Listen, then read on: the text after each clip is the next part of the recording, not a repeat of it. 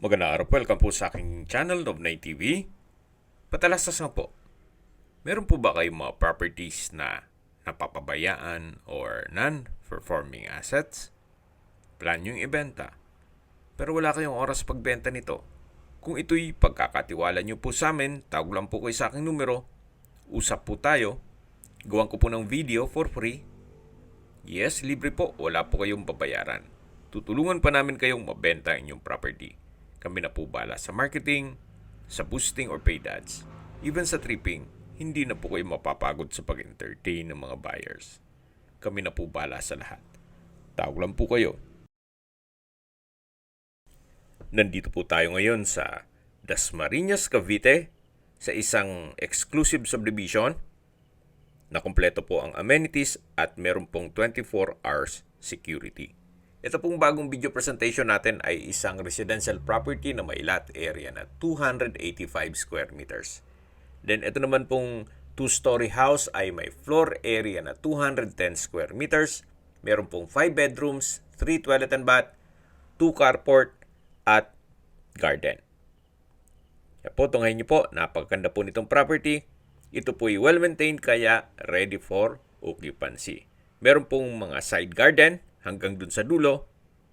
At ito po yung covered carport na kakasya ang dalawang SUV. Actually, kung compact cars ay kaya ang tatlo.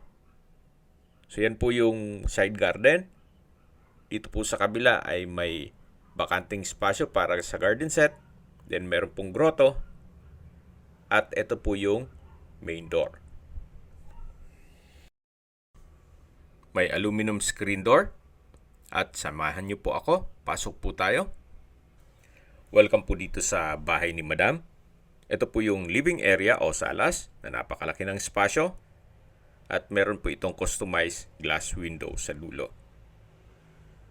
So, ilan pong mga kagamitan ay kasama po. Hindi po lahat, pero mga paintings. Pero meron pong sala set na kasama, dining set, dalawang aircon, dalawang heater, at dalawang double bed. So, ito po yung living area o salas. Then, dito naman sa side na to ay yung dining area. Ito pong dining set ay kasama po yan. Then, meron pong customized glass window at sa dulo ay may access glass door with security grill. Papunta naman dun sa setback. Mula po dito sa dining area, dito naman po nakapwesto ang stairs o hagdan. At meron pong understair storage. So mula po dito, lipat tayo sa formal kitchen. Dito po sa formal kitchen ay may kitchen countertop, gas range, range hood, kitchen window, breakfast table, kitchen cabinets and drawers, wall-mounted rack, then may dalawang kitchen window, at storage ng kitchen utensils. Dito po nakapwesto yung double stainless sink with faucet. So meron pong access door at aluminum screen door na papunta naman dito sa covered service area. At yan po yung perimeter fence na kung saan malaki pa din po ang espasyo. So balik po ulit tayo dito sa loob. Ito po yung formal kitchen. Yung sa dulo po na may mga alak ay pwede rin pong gawin na pass-through window para hindi na po iikot mula dito kung may is-serve na pagkain. Ito naman po yung maid's room na kung saan malaki naman ang espasyo nito. May sariling glass window at high ceiling. Sa pintura, wala po kayong ipapagawa. Maayos po. So, ito po yung maid's room. Then, mula po dito sa formal kitchen, lipat na po tayo dito sa may hagdan. Then, matatanaw dito yung main door. At ito po yung first bedroom. Kung meron man po kayong PWD or senior citizen sa pamilya, itong kwarto na to ang para sa kanila. Malaki naman ang espasyo nito. Meron pong dalawang glass window. Then may window type aircon. Maayos po ang pintura ng ceiling at wall. May pin lamps, may center lamp. Then lahat pong glass windows ay may security grill. At naka-tile flooring na rin po ito. Paglabas nyo po ng first bedroom ay katabi lang nito ang common toilet and bath.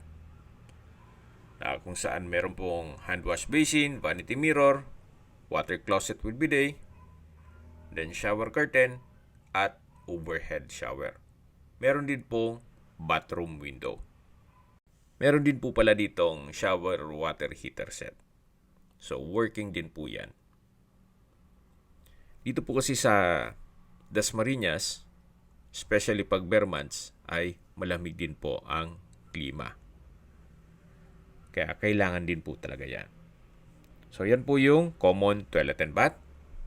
At paglabas po ay matatanaw ang dining area, yung main door, at ito na po yung stairs o hagdan. Ito po yung naka-wooden handrail and railing, then naka-tiled staircase.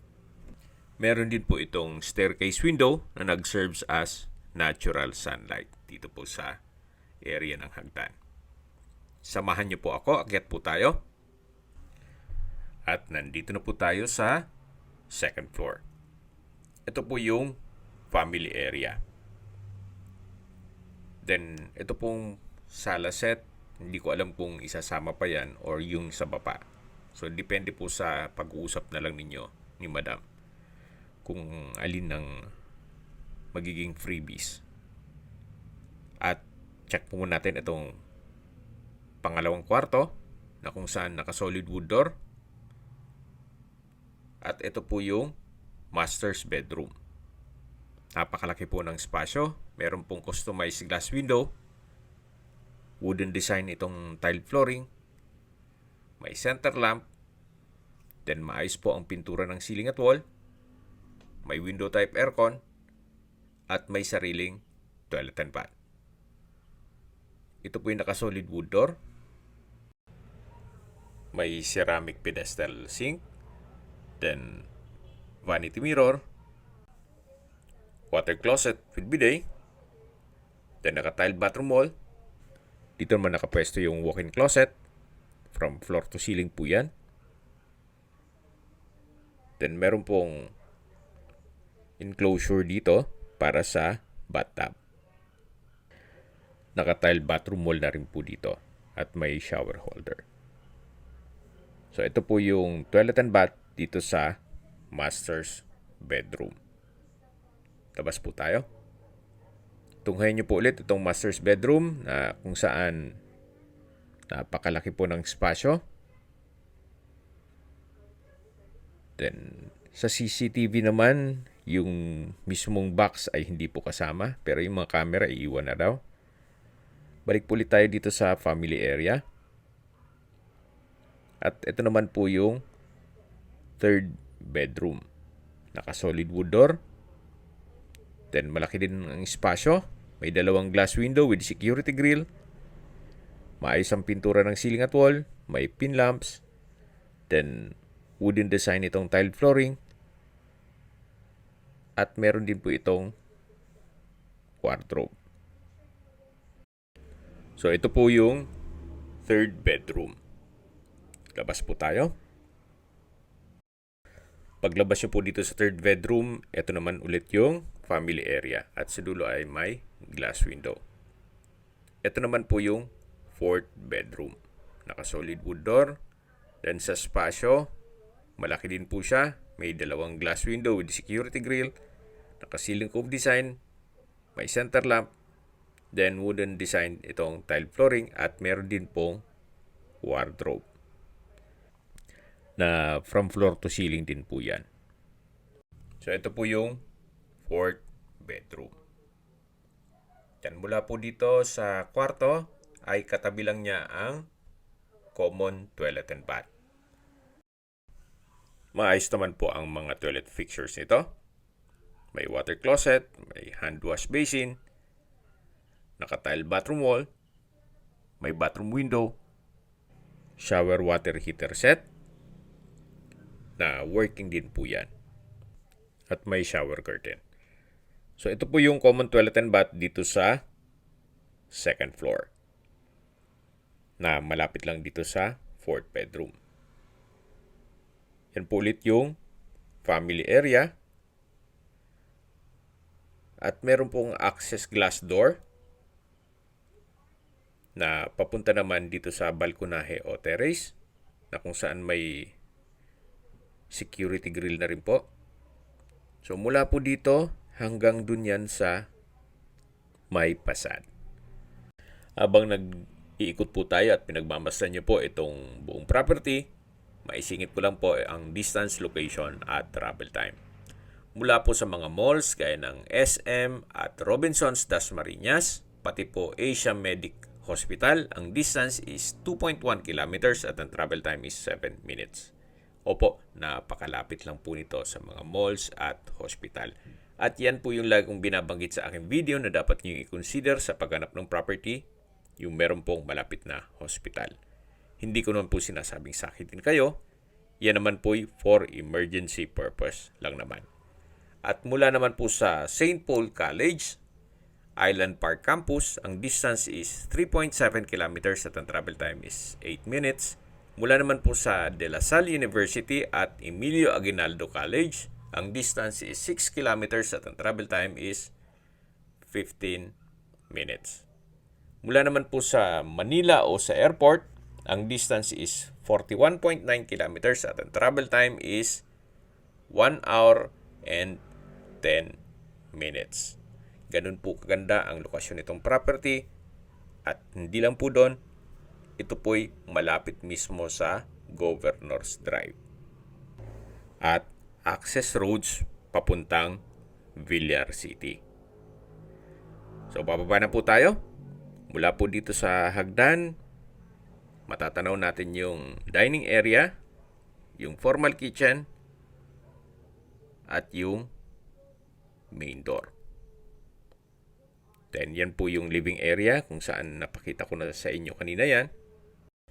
Paglabas po dito sa main door, yan po yung garden set. Then may pine tree, yan po yung pedestrian gate, yung main gate, ito po yung covered carport. At dito naman po yung side garden. Then dito po yung open lanay. Mula po yan sa may dining area na kung saan meron din po security grill. So pag diniretso nyo po ito, dito naman yung covered na service area o laundry area. Yan po tayo lumabas kanina. Yan po yung papasok naman sa formal kitchen. Ito po yung concrete fence. Then, dito po sa kabilang side ay malaki din ang espasyo. Pwede po pong maglagay ng garden dito. At dito po ilagay yung garden set para malaki ang garahe dun sa harapan ng bahay. So, depende po sa magiging use nyo dun sa vacant space na yon. Okay, sa presyo na po tayo. Binebenta po ito ni owner sa halagang 12 million pesos net. Ibig pong sabihin si buyer na po ang sasagot sa lahat ng taxes at expenses with regards to documentation. Good deal na rin po ito. Sa opinion ko lang naman, good deal na po ito. Sa laki ng bahay at may lot area na 285 square meters at wala naman po kayong ipapagawa sa bahay. So, depende pa rin yan sa assessment niyo. Yan naman ay opinion ko lang naman. Sa mahal po ng construction cost ngayon, materyales at labor, malamang hindi po aabot ang 12 million ninyo kung bibili pa kayo ng lote. At ganito pa kalaki ang papagawa niyong bahay. Okay, kung may mga katanungan po kayo, tawag lang po kayo sa aking numero. At sa mga kababayan naman natin na nasa ibang bansa, meron po akong Telegram. Sa mga iPhone user naman, may iMessage. Meron din pong Imo, Skype, Viber at WhatsApp. Same number lang po, 0917-316-3399. Sa mga nagtatanong naman po ng aming Facebook, meron po kaming Facebook page na Nov9TV at Facebook Real Video. Meron din pong TikTok at Instagram. May ibang YouTube channel po kami na The Nov9TV Channel, Nov9TV Listings, at Nov9TV On The Spot. Real Talk, Real Fast. Sana po naibigan nyo ang video presentation. Paki-like and subscribe na lang po sa aking channel para ma-update din po kayo sa aking future listings. Kung sakali po hanap nyo yung mas malaking sukat na lupa, meron din po kami ibang listings na pwede nyong pagpilian. Huwag po kayo mag-atubiling tumawag sa amin, then let us know your budget para malaman namin kung anong property pwede naming alok sa inyo. Sa lahat pong viewers, subscriber at nagtiwala po sa amin, salamat po sa suporta. Ingat po kayo lagi at yung pamilya. Maraming salamat po.